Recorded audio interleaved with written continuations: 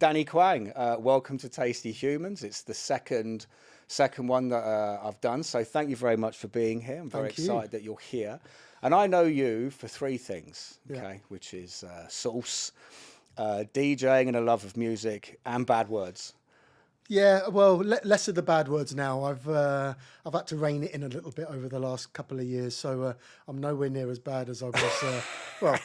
When we knew each other, back in 360 Which days. was So, absolutely hilarious on social media with your colourful opinions. Aye, But if you feel the necessity, if you're going to drop any bombs, just give us a kick under the table. I will and, do. Yeah. I've got a couple of safe words, and Okay. we'll use those instead. Perfect. Now, I wanted to start with music and DJing, but I think the best place to start is have Liverpool completely blown the title. Well, I mean, it looked like the wheels have fallen off her, especially after the European game.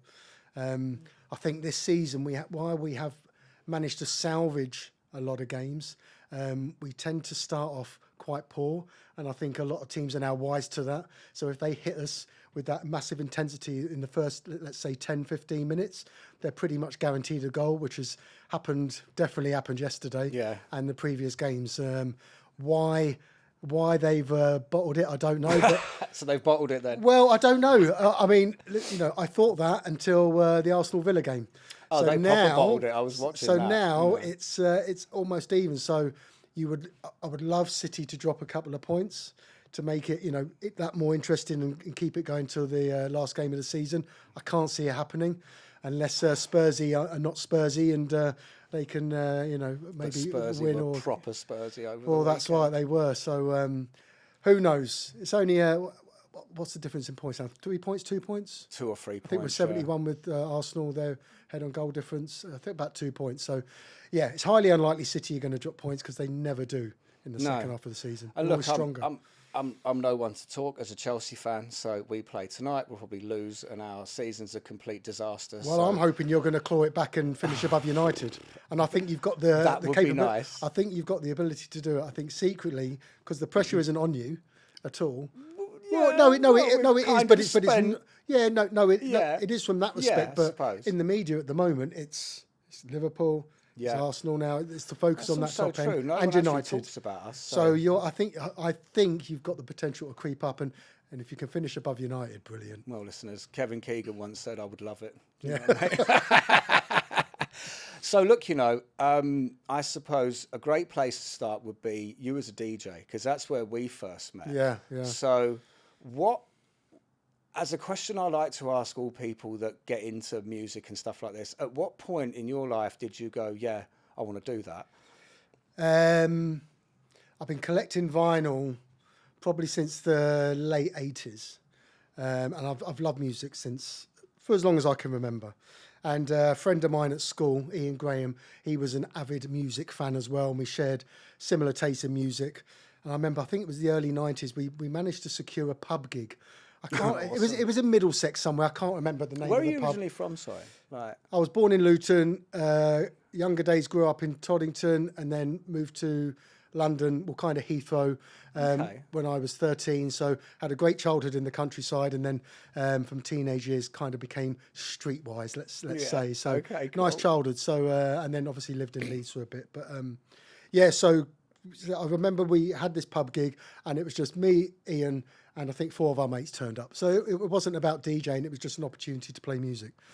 And then fast forward probably about 8 years, I was living in Leeds, and we were going to a club called Speed Queen at the Warehouse, and a guy that I'd met on the stage became a friend. He secured his first gig at the club. And at the time, he was moving house. He left his decks at our place, and I had my records, so I just started practicing. And I just thought, well, if he can do it, maybe I could, because ultimately he was just a mate. He was just someone that I met at the club. He wasn't, he had DJ, but he wasn't, in terms of, at that point, a professional DJ. So I thought, let's give it a go. So did a mixtape, took it down to the offices of the club, kept on just hassling them, meeting Kazu was the promoter in the club, any chance, giving her tapes, and then she gave me a break. And then it was from there, the kind of the bug hit. And what were you playing? Like, what was your...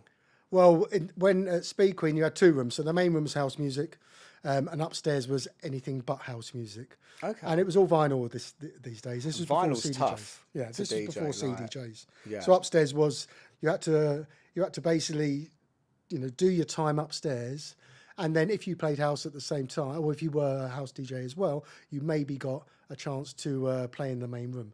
So was it super popular on the house scene? Like this, the bottom floor? Because what's this, early, mid-90s? No, this was 2000, 2001. Oh, really? Okay. This was 2001. Right, okay, one of the golden eras of house. Yeah. Okay. So, I mean, the club was a unique space. I mean, In what way? I can't even describe to you what it was. I'm getting goosebumps thinking about it. Cool. So when we first moved to Leeds, I've been living in Hull. I was commuting every day to Leeds for 6 months. I'd had enough. We moved to Leeds. I was told about this club. So we queued up for, I think it was about an hour and a half, got to the door. The door person looked at us, didn't recognise us. No, not tonight. Every week we returned, queued up for an hour or 2, got to the front, got turned away. And it was about a month in. Do you know why you were getting turned away? Because, okay, so the club was a safe space for everyone. Okay, cool. So it was all inclusive. Yeah. So it didn't matter your gender, who you slept with, who you prayed to. It didn't matter. None of that mattered. It was just a safe space for people. But they didn't want your lager louts and your morons there. So if they didn't recognise you, then you're instantly turned away. Were you giving off like lager lout? Because you're not a moron, right? No, so but were you giving off like well, lager no, lout I wasn't. vibes? I wasn't a lager lout, but I was a new face. Yeah, okay. And it was only because of that persistence, week in, week out, for probably a month or so, that they thought, okay, we'll give you a chance. And then when you walked into this place, it was, it was a magical place. It was like hedonistic, but magical. And I suppose, given the transition now, where back in those days, there's no mobile phones, there's no like. No, thank the so Lord. Tell me about it. There's no evidence. I'm very grateful for not growing up in that era. But I suppose a lot of people these days, the youngsters, don't actually realise what it's like to go in somewhere and not have to film it. They don't enjoy the moment. Well, I think what they do is they want to show people they're there more than actually enjoying it, be there. Yeah, which is quite weird. So they're not actually present physically. They're present, but actually, emotionally, mentally, they're not in the moment. So how did it make you feel when you were in there then? Like, what was the? Because you're getting all I love it. Because I can picture it. I can picture it. So describe it. You would get past the Storm. So Storm was is from Australia. I think maybe a kind of Olympic standard swimmer, but was dressed in a certain flamboyant way, a cross between sort of Prince and, let's say, Lily Savage. Yeah, brilliant. So you get through the door, cloakroom on your right. You would walk in. To your left, there would be a series of double beds. Just people could chill out, and then the DJ booth would be kind of in front of the beds, and then a stage in front of the DJ booth, then the dance floor, then a stage to the left. Bar would be at the back end, another kind of cubby hole here. So you probably squeeze about 700 people in this space. Then you go to the back, do a right, you were outside courtyard, relax, then up the stairs into the back room, which had a separate bar, tuck shop. Tuck shop, yeah, awesome. Tuck shop, yeah. That's proper old school. Yeah, proper decent tuck shop that was, and probably get about 100 or so people upstairs, and it had kind of like a window to the downstairs as well. So just an amazing place, podiums, just people dancing, stilt walkers, people on trapezes, bongo player in the corner.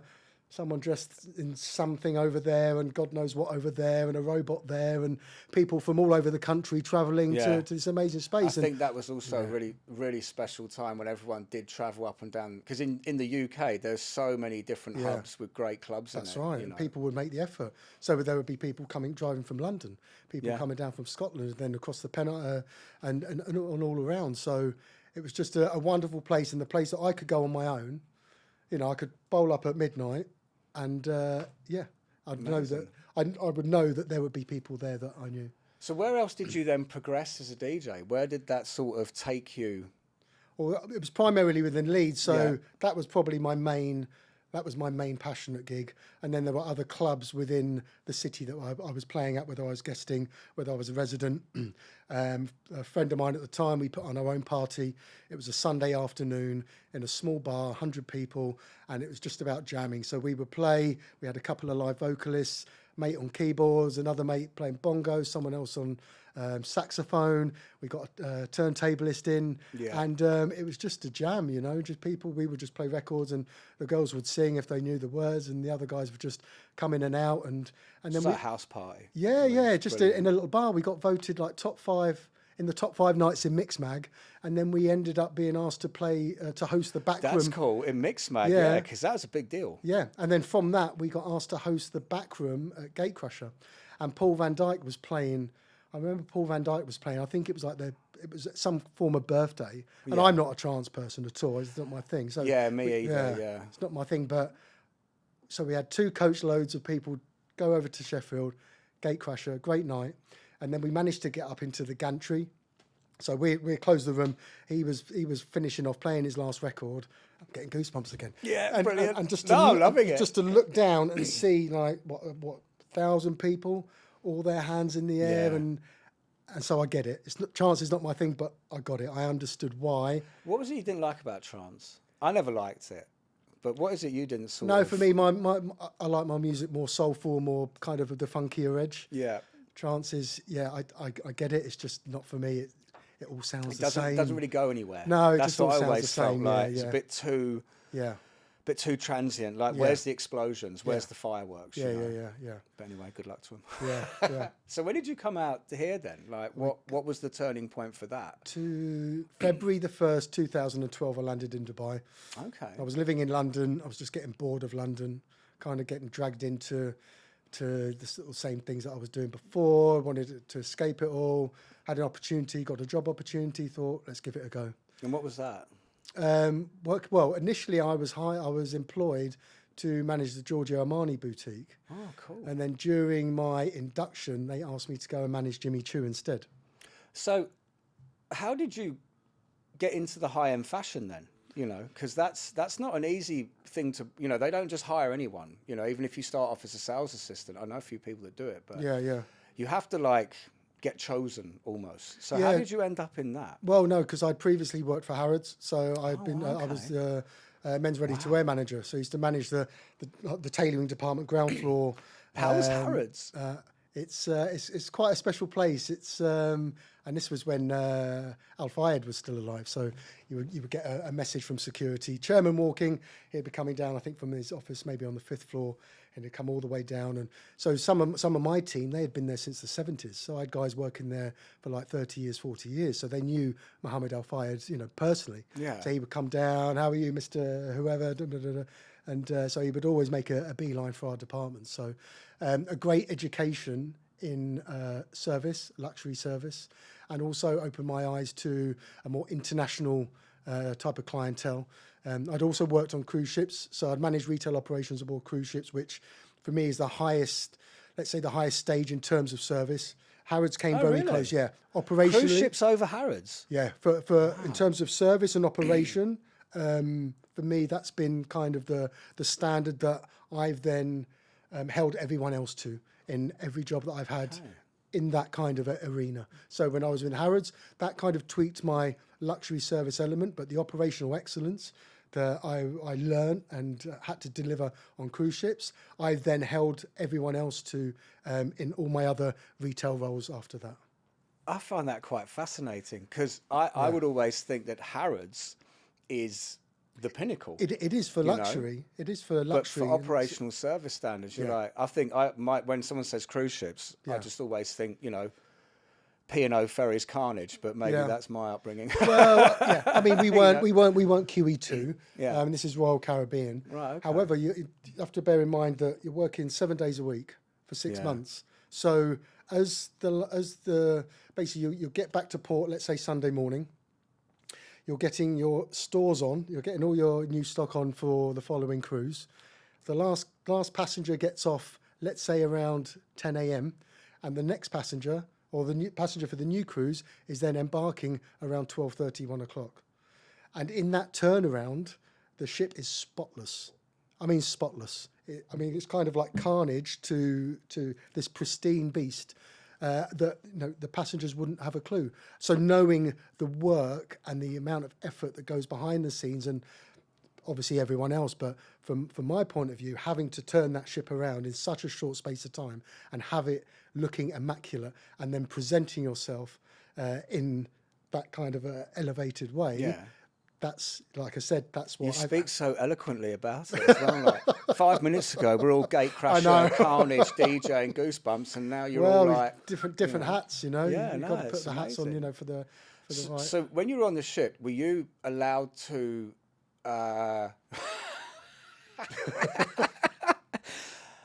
Were you allowed to be? What do they call it? So there is. Sorry, I had no idea we were going to talk about cruise ships. Yeah. I mean, look, this was my notes for today. Look, it says Liverpool music, hot sauce. So bit of a curveball. I had no idea we're going down this road. But I think on cruise ships there are departments that when they're not working, they can't go above deck or on deck with the guests. Yeah, so it depends. Were you allowed to be out there?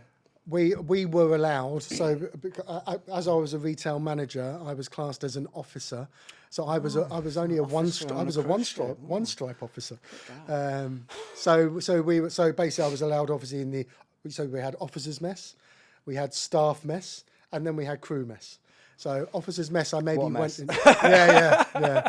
So the officers mess for me was quite pompous. So maybe once or twice in a contract I would go there. Crew mess was then for so your crew would be considered casino staff, your photographers, retail staff, entertainers, etc.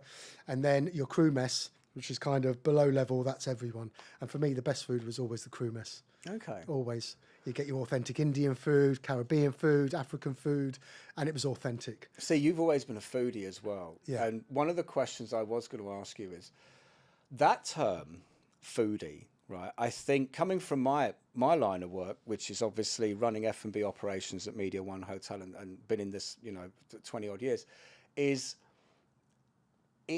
it's become like a go-to for everyone to say that they are when they are giving you their opinion. Yeah, and I'm using a really, Agreed. really diplomatic Agreed. set of words here. You Yeah. know. But what do you think qualifies? So what qualifies you as a foodie? Well, I'm not a foodie. Okay, I don't consider myself a foodie. I don't think I'm qualified enough or knowledgeable enough to be what I consider a foodie. I love food. Yeah. In all its guises. I love cooking.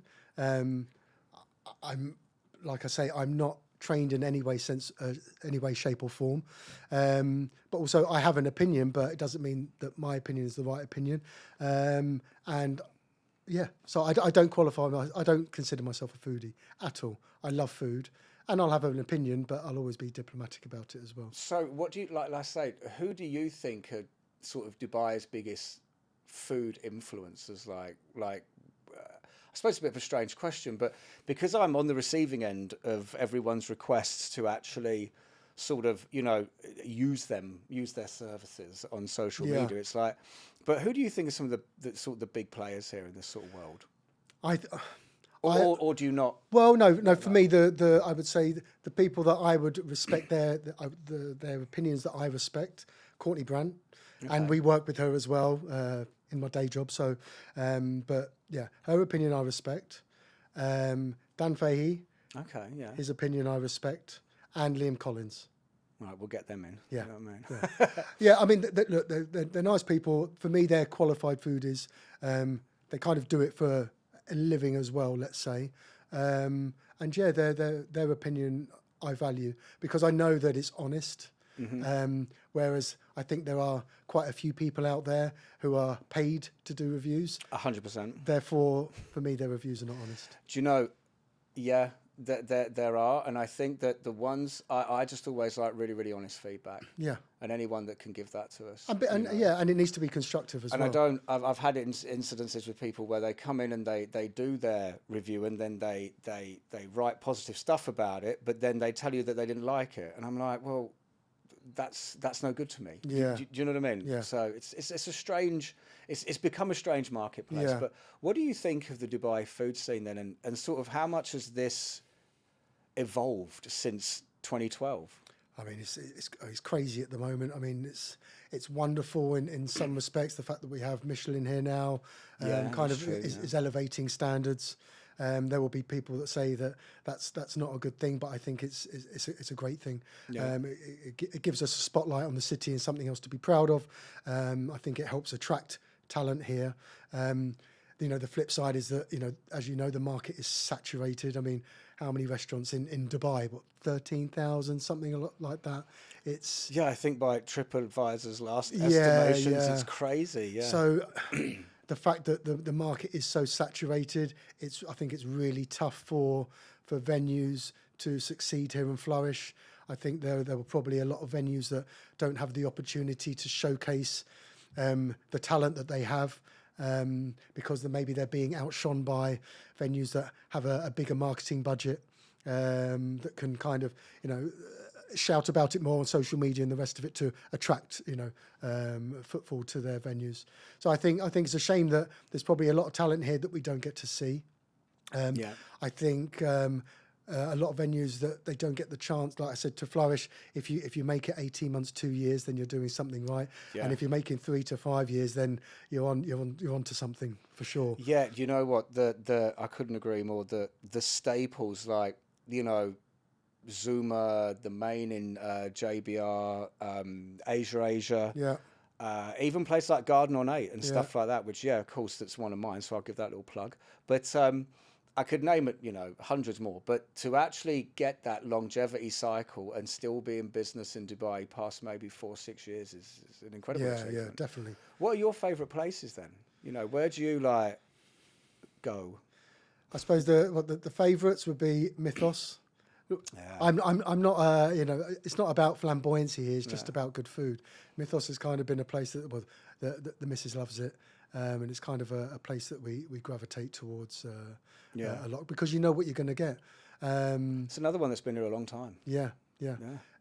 Good food, great service, honest service, value for money. That's kind of it, really. That's kind of what you want. Have you been to all the big ones, the LPMs, the Zumas? I've not been to LPM. I have been to Zuma. It was okay. It was okay. Yeah, I mean, it's, I think I probably need to go back. I haven't been to the other ones yet, the big ones. I need to go to Heston. City Social we went to recently. That was very good in terms of service and food. I preferred dining than brunching. And I think for a lot of venues, I would prefer to dine rather than the brunch element. Because I think you kind of lose, I will say, a touch on the quality. Yeah. Brunching is a different animal. Of course it is, yeah. Because you're all, everyone's and I understand operationally, you've just got to, you've got a shorter time frame, we've got to get it out, but it's got to be amazing, but it's not the same, No, 100%, 100%.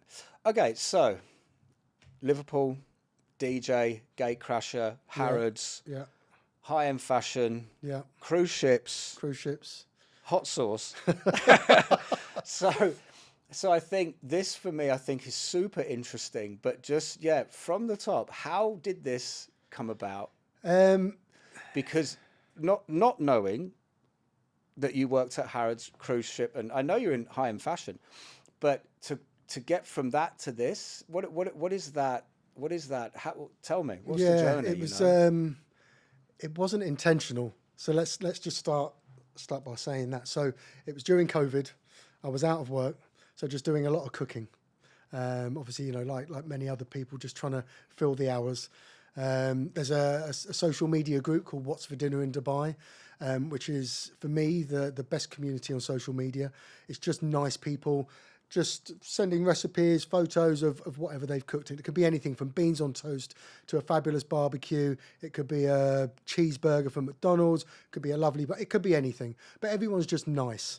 It's not like Rate My Plate where you. I was going to say you say it as in there's other ones that aren't. Yeah. So, go on. What's Rate My Plate? I've never heard of this. So. Rate My Plate. I mean, I haven't. No, I haven't. Yeah. I think I've taken myself off it. Right. Okay. Why? But just the abuse that people get. I mean, it's like, I took myself off it just because my feed was just basically blasted. Really? With Rate My Plate. So without using bad words, like what's some of the most? Well, I mean. No, I can't use a bad word. I mean, it may be something that dinners that would look like something that you would scrape off someone's tire. But are they using super bad words when they're actually saying it? Like they're going that hard on the comments? They're going hard with the comments, yeah, you know, in terms of maybe it's something that you run over or something that's just been found in a morgue, but the plates deserve it, you know, they're horrendous. All right, However, where for what's for dinner in Dubai, it's just a nice community of people. Okay. And I know that in the background, the community, I think it's about 8,000 people on there now. So it's a nice, broad cross-section of people, different abilities, but it's just people that love food. So yeah, during COVID, just doing lots of cooking. And because I had time on my hands, I wanted to make let's say a Caribbean-inspired sauce. So my father's family from Trinidad. And there's not really a lot of Caribbean food or representation out here. So yeah, sent a message to my cousin in Trinidad. She sent me a recipe over. Oh, cool. And just started trial and error. And there were sauces, they were coming up green and purple and they tasted like garbage and what have you. So, and primarily it was just for me. So I was using my friends as guinea pigs at the time. So I was just, okay, this might be something, send it off to a few mates. They would try it. Okay. And then it took me 6 months and I hit my first recipe. So I thought, well, this is great. You know, I'm happy with this sauce. And then friends that I was using as guinea pigs, they said, can we get some sauce? So now it's okay, you can have some sauce. And then another one said, I want something hotter. So back in the kitchen, okay, I managed to make a hotter one, but still made it flavourful.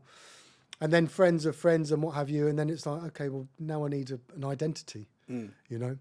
So the missus managed to drum up a logo and a name and what have you. And so the identity is down to her in terms of, you know, the branding and what have you. And then, so I had 3 flavours. So I had my original, my hot, and my citrus. And then I managed to stumble across a collaboration. So a place called Food Shack over in JLT. It was they used to do like British style doner kebabs and burgers and what have you. So we did for a month a DK doner kebab.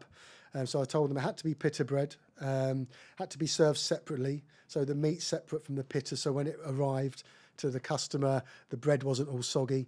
They could then make their doner kebab with my sauce. So that was kind of our first collaboration.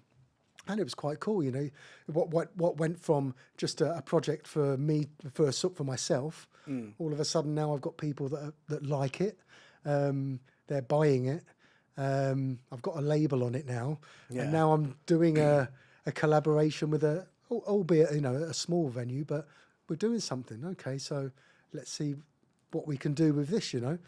Then realising I need some kind of let's say legal aspect in terms of trade license and all the rest of it, because, you know, here in Dubai, we have to abide by the rules. 100%, yeah. You know, we don't want to poison anyone, and, you know, and... we went through a lot of back and forth getting it into Garden on 8. Yeah, 100%. So I was introduced to someone who thankfully kind of created this incubator scheme. So he helped people like myself who had a product, but we didn't have obviously the funds to go out and invest and go full, you know, throttle with a trade license ourselves. We could work under their trade license. So we had the let's say the legal aspect, but also his expertise within the food knowledge, within the food arena, in terms of getting product approved with the municipality. I no longer work with him anymore. Oh, okay. Because I've now changed partners. Okay, no problem. Without Kyle's help at the time, I would never have been able to get the project off the ground. So we went from making a sauce myself, selling to friends, DK doner kebab. Then I was introduced to a friend through another friend.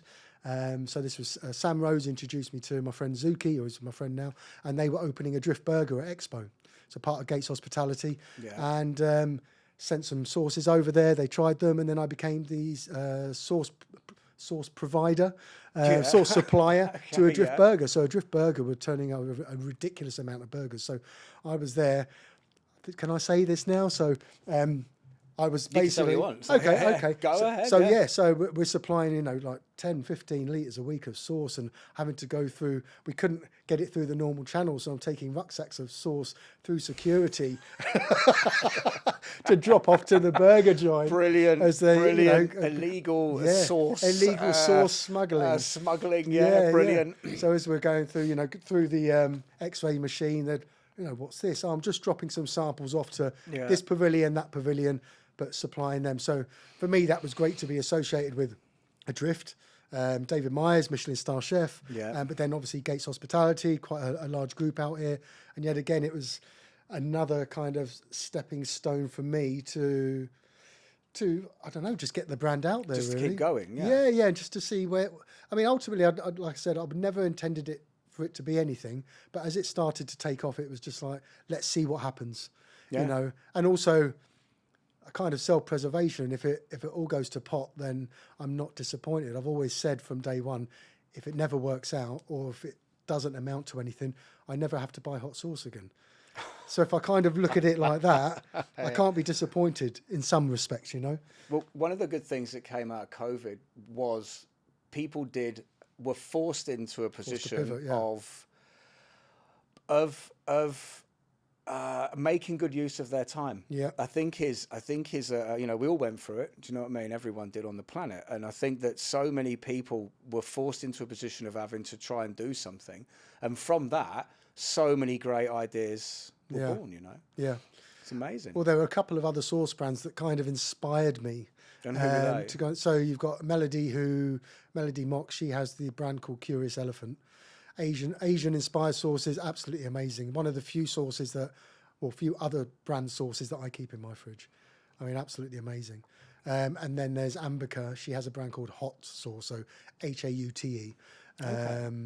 Yeah, two lovely women, two great products, great brands, and they kind of inspired me. So similar to the DJ journey, where my friend Tintin at the time left his decks, and I thought, well, if he can do it, I can. Yeah. It's kind of similar in some respects that I tried their sauce, I listened to their journey, and I just thought, well, okay, well, why not give it a shot? Let's see what happens, you know.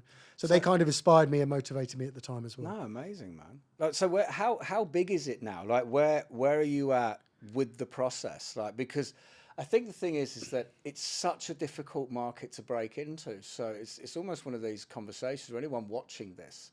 You know, like, you've been doing this now for how long? What? Probably 3 years. 3 years, Probably and a half years? about 3 years, yeah.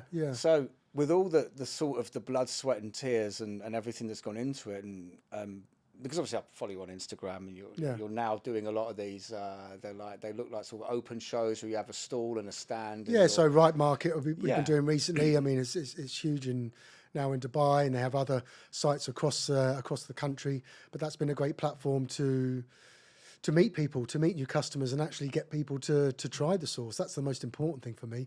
I just like people trying it. Well, it's good. Yeah, and if you don't like it, that's great. And if you've got feedback, then I want to hear it, because maybe there's something that I need to change. Well, but for me, it's about people executive trying chef it. loves You know? it, yeah. Well, that's a good thing, yeah. No, he loves it. He's like, he loves hot sauce. He's like, this is better than Tabasco. You know, we're replacing Tabasco with it. So Tabasco, you know, your days are numbered. Do you know what I mean? So yes. Well, look, there's space for everyone. You know, it's a multi-billion-dollar industry. It's like $3-4 billion globally. So I just want a little piece of that pie. You know, a little piece of that pie. So where are you at now with it? Like, so is it profitable? Are you living off of it? No, we're not there. We're not there yet. I mean, you know, up until the back end of last year, I was at the point of stopping it. Okay. Because everything was, let's say, founder funded, and then unfortunately I was out of work last year, so you know those funds from the founder were not there. Yeah. So it made it quite difficult. And then I reached a stumbling block in terms of I needed certain certification to kind of proceed with certain deals. With venues, and that's something that I couldn't get on my own. So literally, it was like the 11th hour. And then Zuki, who I'd been previously introduced to for Adrift, he then introduced me to someone who has now become my new business partner, or my business partners, let's say. So that was, we ended up playing a round of golf. I'd only played golf once in my life, and that was about 30 years ago. But we managed to get ourselves around the golf course, a few beers along the way. Went for a curry afterwards. Kind of pitched. It was kind of like a Dragon's Den on the golf course and in the curry house. Kind of pitched where I was and where I wanted to be. An offer was made. We then had about 6 weeks of toing and froing and negotiating, let's say, contracts. Yeah. And then we signed in November. And this is Ben's farmhouse. Ben. Yeah, I know Ben. Yeah, he's a really good guy for a Spurs fan. So you got Ben and Kenny. And a great operation, 2 great people, and they've got a great team. And he's an exceptional chef. Yeah. From his Jumeirah days. From his Jumeirah days. And stuff like that. He's not going to mind me saying that. Yeah. So, a great talent from the culinary side of things. You've got Ben's expertise. You've got his team who are fabulous.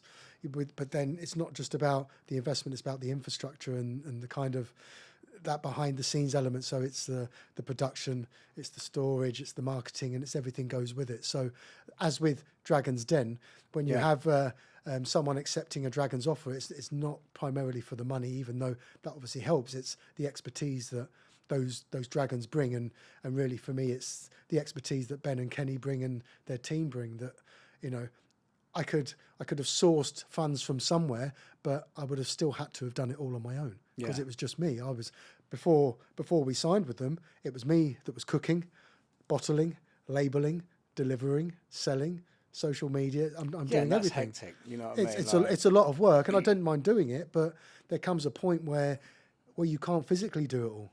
It's impossible, and I could only produce so much in terms of sources, and I could only bottle so much.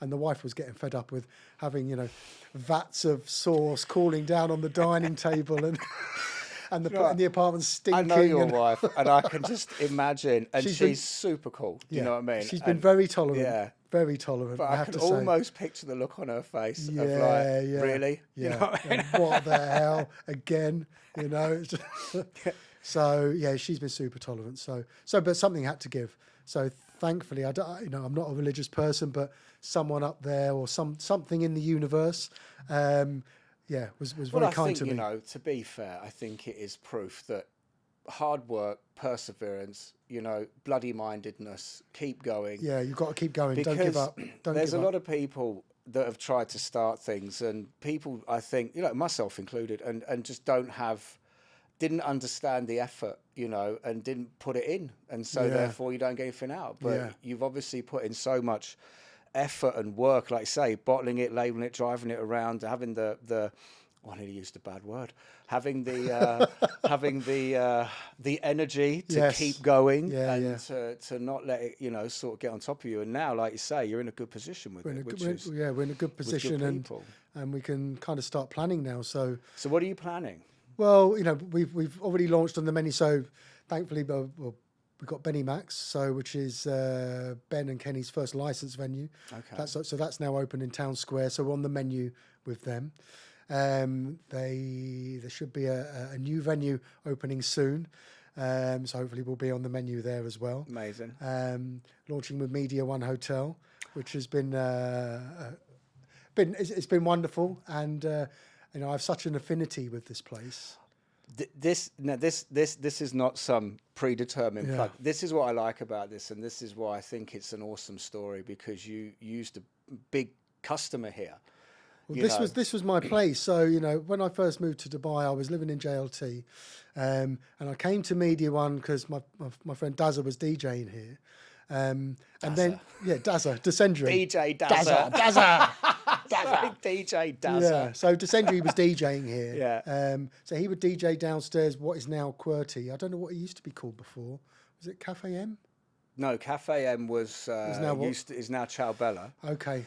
I can't remember what it used to be called. I don't know what QWERTY used to be called. I can't remember. I should probably know stuff like that. But anyway, so that used to be my local. So all the Romanian crew that used to be here, they've all left. They've all gone on to bigger and better things. But it was kind of like a nice family. So I would come, they would look after me. Martha worked here at the time. Friends were doing parties up at Decon 8 at the time. Obviously, it was a different layout then. And then I played a couple of times upstairs as well. And then there were some great parties here. So Charles Chack used to do House of Africa. Yeah. And that was always a great party. But they had black coffee here before black coffee was black coffee. Yeah, that's right. If that makes sense of a statement. Before he was this huge Before star, he was and then he had, and one of the best parties I've been to when he had Osunlade. He had Osunlade, I don't know if it was the first or second birthday, but that was a really good gig. And then Sean Rutherford, he had his Superheroes event here. So Sean Rutherford, his brother. I remember this. Yeah. Anyway, but Sean Rutherford. No, go on. So Sean Rutherford used to do great parties called Superheroes. Yeah. And for me, the music is a bit off key in terms of it's not your normal style of music that you would find in Dubai. But I warmed up for Marshall Jefferson here. So, amazing. So we had Marshall Jefferson on. I warmed up for him, and then Jack came on after him. So it was a decent party, really decent party. I've got a real affinity with this place. From being a customer, playing here, just the friends that I've made here. So it's always kind of been close to my heart. Circle. And now I've got my sauce in. Managed to shoehorn it in. So well, look, I mean, I think it's a great story. I do, and I think that the people that know you know what you've sort of been through to get it from A to Z, and I think it's been a great conversation, and I mean, if there's anything else you want to say or plug, go ahead. You know what I mean? But no, we're all good. I just it's been an interesting journey. Yeah, for sure. And I appreciate the time this afternoon to have a chat. What I was thinking is that I thought, I'm going to do Danny a deal, which is, this is very new for me. You've been doing your thing for 3 years, but if this particular podcast gets any traction, you come back on regularly and we'll discuss how far we're getting. Yes. You know what I mean? Yeah. You'll probably be the king stage. of hot sauce, and I'll be going, please, plan. I've only got 3 listeners. Please, Danny, please. You know what I mean? Might be the other way round. So No, I doubt it. We'll see. Yeah. Because your sauce is good. Well, I'm happy with it. So, and Excellent. a few other people are. So. Well, look, mate, thank you so much for coming on. I appreciate it. Thanks for the time, Sam. Great chat, and look, brilliant. Yeah. That's all I can say. It's been a nice afternoon. Amazing. Cheers, thanks. Mate.